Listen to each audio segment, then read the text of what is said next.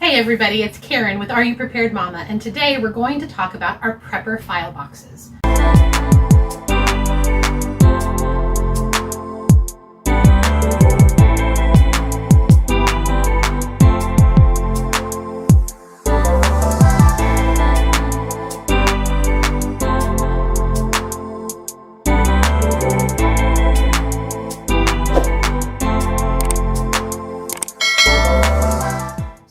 What is a prepper file box and why do you need one? A prepper file box is, in my case, it is literally a file box that I keep, and I keep it in my office. And what I do is every time I get a new periodical like Countryside and Small Stock Journal or Grit, I go through and I look through the articles. And if there's something in there that really catches my eye, then what I do is I tear it out and I put it in my prepper file box, and I file everything. So in my prepper file box, I have everything. My first file is information on animals. And so in here, I have lots of different articles that I have gotten about different types of animals.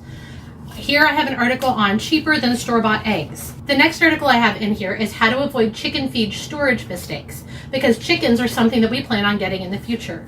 I have DIY chicken coops. I have taking the sting out of bee stings. Anything that has to do with animals in any way gets filed in this file in my prepper file box. And there's plenty. There's about dairy goats. There's about dairy cows. Anything dealing with animals, growing animals, taking animals and preparing them for use, anything like that goes in this file of my prepper file box. But that's just one of the files I have. I also keep a file on something I call fiber. So anything that has to do with knitting, crocheting, making your own fiber, even like Angora rabbits. How do you take the fiber and make it usable? So that's in my fiber one. But we have so many different ones. I won't go through all of them. This one is on homesteading. So I've got so many different types of articles in here. How to make a bone needle. I have things that I print off the internet. I purchased a series of articles from the Homesteading Summit. And so this is 5 things you need to know before buying a homestead. And that's in my prepper file box. And the great thing about a prepper file box, whether it is talking about animals or talking about homesteading or talking about solar, that's also in my prepper file box. The great thing about all of that is if we are ever without power and I need to know how to do something and I go, oh, I remember that I read an article on that 2 years ago.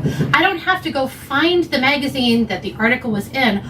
All I have to do is pull out my prepper file box and I have the articles right there at my fingertips.